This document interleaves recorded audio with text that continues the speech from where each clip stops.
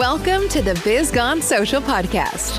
We help entrepreneurs navigate how to get known, get customers, and get the edge over their competition. Here is your host, Lorraine Duncan.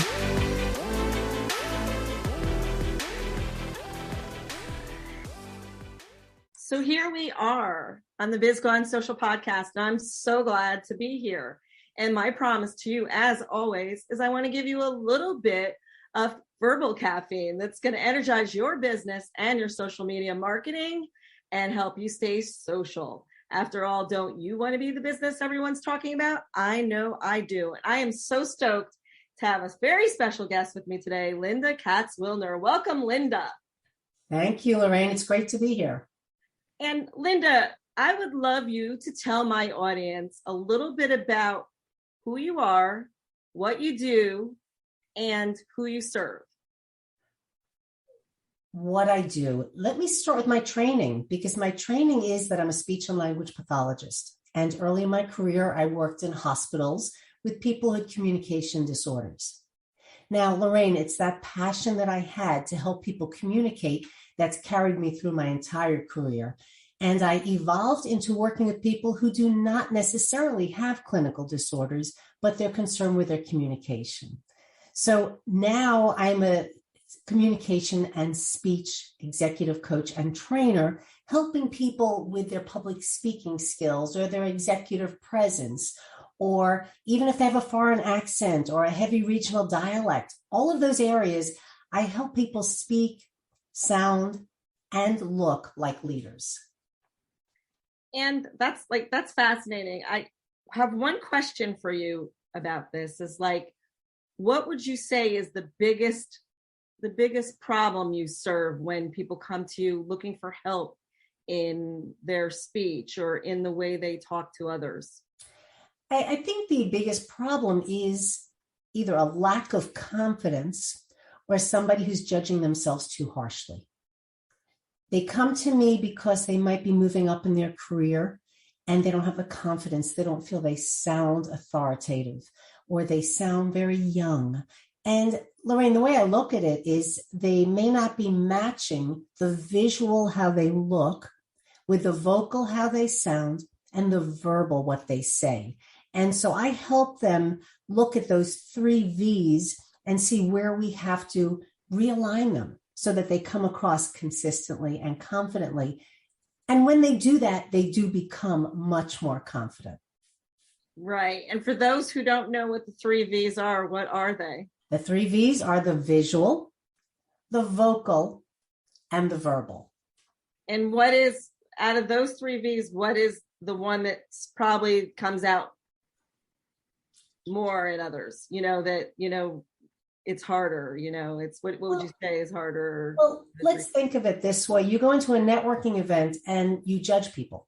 We can't help. We always judge people when we look. Do we want to talk to them? Do we want to run the other way? Or are we neutral?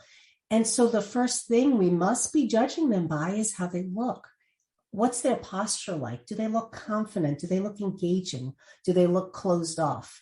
Do they look like they do not want to be there? Or they're looking at the door for somebody better to talk to? So in that sense, in that setting, it's going to be visual. That's the first thing we're going to see.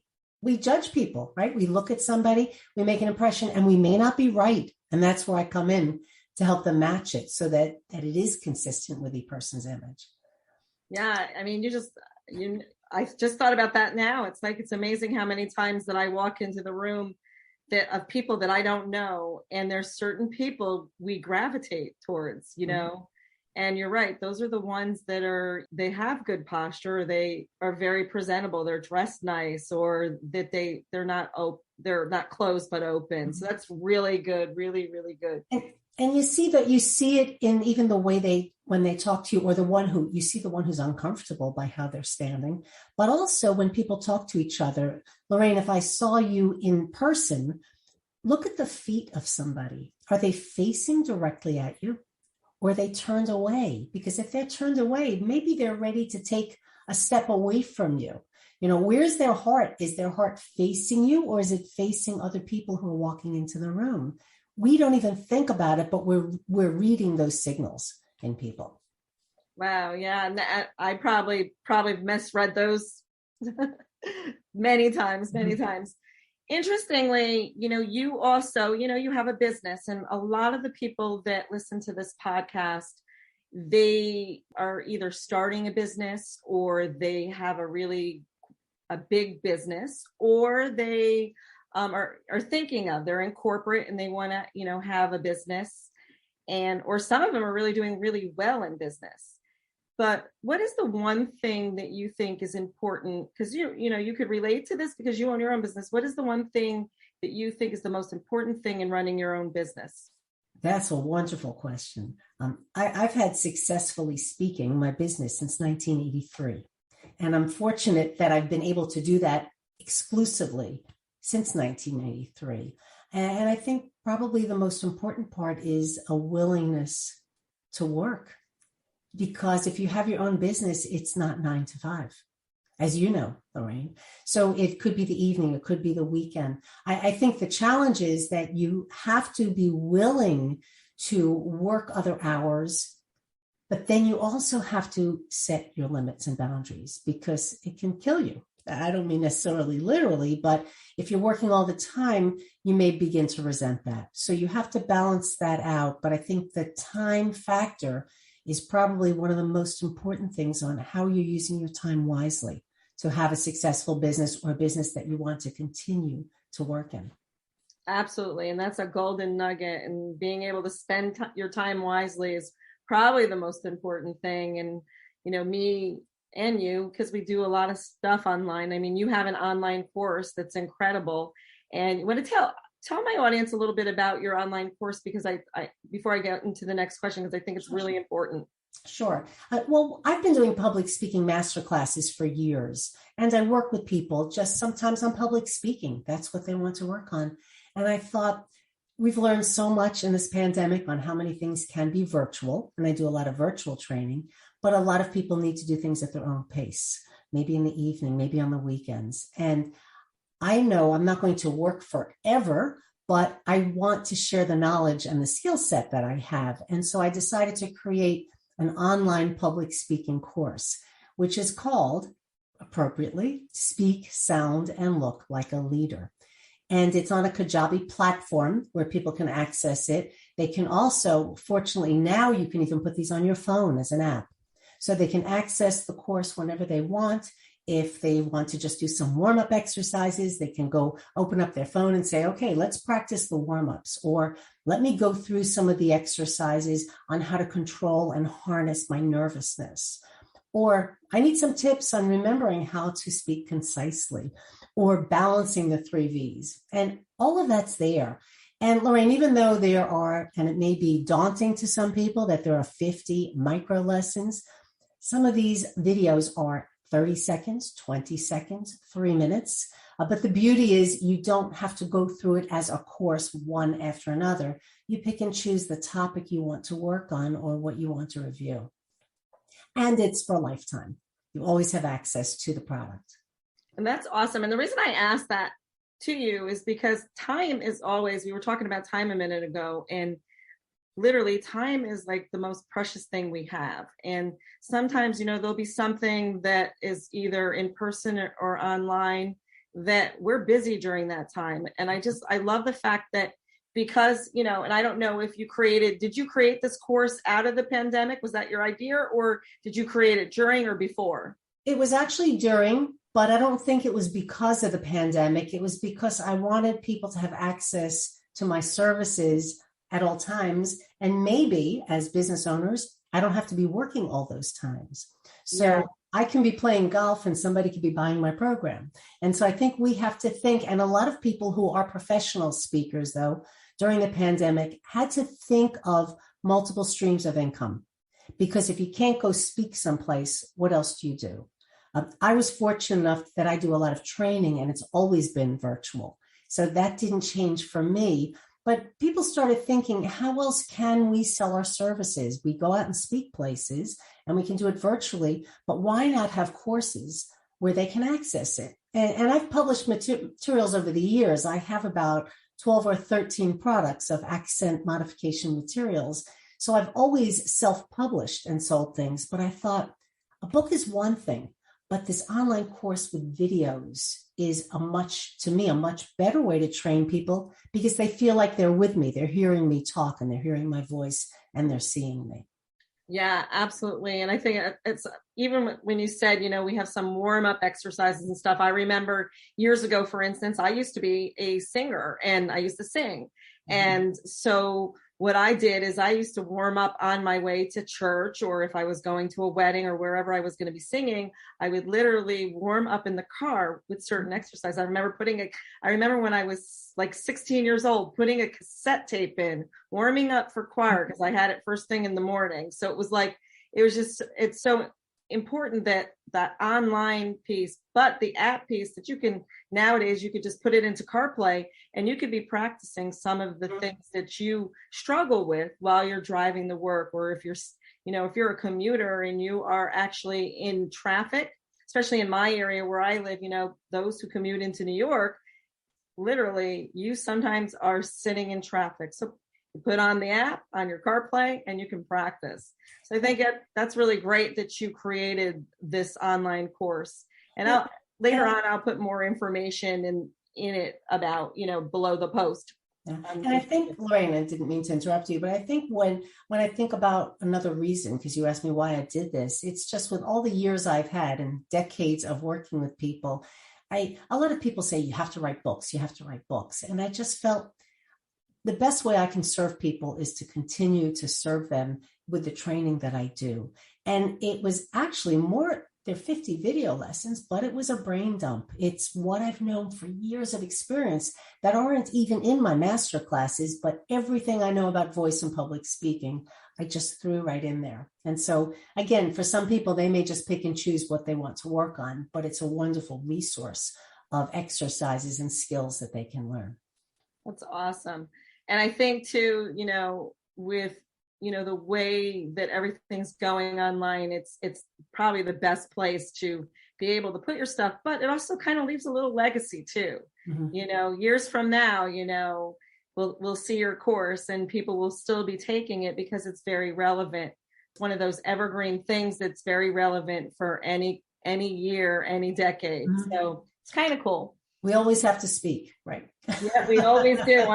Sometimes we don't want, or sometimes we shouldn't. But so back to the whole business thing, because I always like to talk about business because I feel like that we struggle too. Mm-hmm. And I don't want to always paint the picture that everything is just peaches and cream and everything is just going great and everything, but we all struggle. What would you say, and this is after pandemic now, is the biggest struggle when it comes to doing your business today, in today's 2022? The struggle is thinking that you have to do everything yourself because you want to control everything. And that happens to be part of my nature. I know how I want things done. And so I think the struggle is both psychologically to give it to somebody else. Like, I know I train really well, but I may not be the social media expert. I may not need to spend my time putting together charts.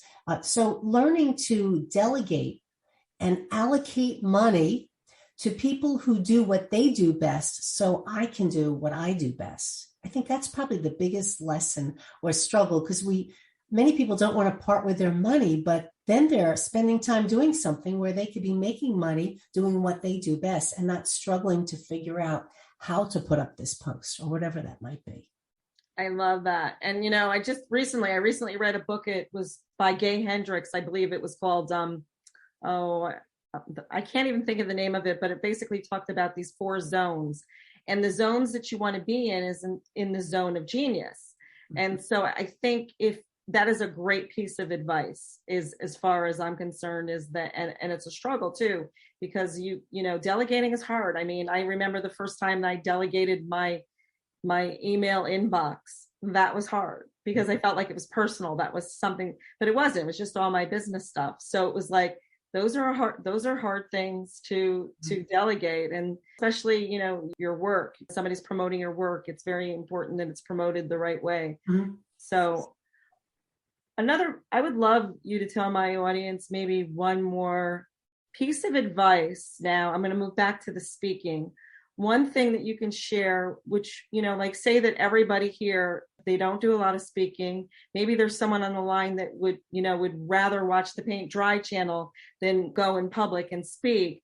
What is one piece of advice that you could give them? First of all, encouragement in knowing that they're not alone and that 72% of the people in the United States have some form of public speaking anxiety. So they're not alone. And the other part, and again, you said one, but I feel like I need to give a few of these, and that is that people worry that they're nervous. And it's not, you have to reframe that nervousness. It's that you're excited and your adrenaline is pumping. And if you're not nervous, it may mean that you don't care enough. And so the day you get up to do a speech at work or wherever it might be, and you're not nervous at all, I've been told early in my career, that's the day you worry, because it means you're not taking it seriously enough. So whenever you feel those jitters, understand that that is part of the process. And instead of going away from it, just say, I'm ready now and I can move on and do this. Yeah, I recently had the opportunity a couple Saturdays ago or 2 Saturdays ago, I spoke in front of about 209 people on Zoom. Never spoke to that many people on Zoom before, though, maybe a little bit short of that. But I was like, when I went into it before the day, I was like, oh, this is going to be a piece of cake. I know the material, blah, blah, blah. But like maybe 5 minutes before it happened, I just wanted to crawl in a hole somewhere and like, why did I say yes to this? I remember like having that mental self-talk. But once you get into it, it's the same thing when you walk in the room that you don't know anybody. You basically, once you get into it and you start talking to someone and you're giving and you're opening yourself up, that's, to me, is the most important thing that you need to do. And I think I read something that you wrote or maybe heard something that you said that I thought was so true. You had mentioned that when you're speaking, to go around, before the speaking event happens, go around the room and get to know people. And I always kind of practice that because I'm very relational. And I feel that is a really important key to even making you more comfortable with the room that you're speaking to. Now, of course, you can't do that on Zoom. You can to a degree, Lorraine. And it's so funny because if you heard, I was almost going to interrupt you. And that's exactly what I was going to say before you even asked me. Oh, wow. A great strategy is walk around the room so that when you start, you have some allies in the audience and they're friends of yours. They may not be real friends, but you've had a conversation. So start by looking at them. And the ones who are not paying attention, don't focus on them. You don't know why they're not paying attention. It's not that you're bad. It may be something else is going on. So focus on the people you've met. If you have the opportunity in virtual, and you said you spoke to 209 people, that is daunting because you're not always, sometimes you don't see the people that don't have the gallery. You're not in a Zoom meeting. And people are saying, how can I talk to a camera and feel like I'm engaging? Well, several things it is difficult because you do have to look into the camera. But if you can ahead of time and chat, make some comments or try to connect with people. If it's an informal meeting and it's gallery, start talking to people or tell me where you're from. I'd love to hear about this. Please put this in the chat. And make sure if you do something virtually, make it as engaging as possible by asking people to post in the chat. And then you don't feel like you're alone just talking to a camera. Yeah. And I actually, I practiced this with other like little speaking engagements. And I was trying to figure, 209 people, how am I going to know where they're at? They're probably in all different areas. And I was actually speaking on LinkedIn and I literally said, hey, I want you to either answer 1, 2, or 3. 1, that you do not have a profile at all. 2, that you do have a profile, but you're not active, or that you're active. 1, that you have a profile and you're not active. 2, that you do have a profile and you are active. And then 1, you don't have a profile at all. And I was just watching it come in. And and it teaches you actually, if you look at the chat, what's coming in, it showed me who was in my audience. And I knew that I was going to be able to pivot to something else. Like if I got all threes, I was in trouble. Mm-hmm. But I got mostly ones and twos, which was they were familiar with the platform. Some were active and some weren't. Mm-hmm. So I knew that it was going to be great. I mean, another time I realized that I was in the wrong crowd by just listening to who was sitting next to me, mm-hmm. Which is, what do you do? I think at the end of my talk, I spoke on Facebook, and at the end of my talk, everybody came up to me and asked me how to disconnect their Facebook page. So I literally could do both. If I wanted to, I could be someone who could be anti-social media and start a business. And right. Yeah. But it's interesting. I think too, I love the networking events where they do talk and you get to know people through, the chatter before the event actually starts. So keep that in mind, everyone out there, when you are, in a room and you are speaking. Get to know who you're speaking to, or at least know who you're speaking to before you get to that room. I think that's important too. And be curious, right? You need to know your audience and ask questions. You don't have to just be talking about yourself. And I think the days of presentations are gone. They should be interactive conversations, because you can't just stand there and talk at people. People won't tolerate that anymore. And they just don't have the attention span for that. I think we should just all become TikToks, and speak like that. And I haven't done that yet. Yeah, we're not going to. TikTok is, it is actually really doing well. People are really doing well with it. But, there's plenty of social media platforms out there that are, really good for different businesses and stuff. Speaking of social media, you are online, and what is your favorite platform? I always ask this question. My favorite platform for my business? Yes. My favorite platform for my business is LinkedIn, because that's where the people are who are looking to improve their professional communication skills. Facebook is different, but for LinkedIn, you have HR professionals who may be dealing with situations at work where somebody has a poor performance review or says that their goal is to work on their communication skills. So I need to know those people. And I need to know people who are serious about their work and looking to improve, because I do a lot of corporate training where the organizations pay for the coaching. So that's really the best. And I think it's the most informative. The articles I read on LinkedIn are just much more in alignment with what I'm trying to learn. Absolutely. It's actually my favorite platform too. So truth be told, I spend, some time on it. So I want to ask you too now, because you are a business owner, to give one piece of advice for those who are in business. One thing that you think is the most important thing that will help them move forward.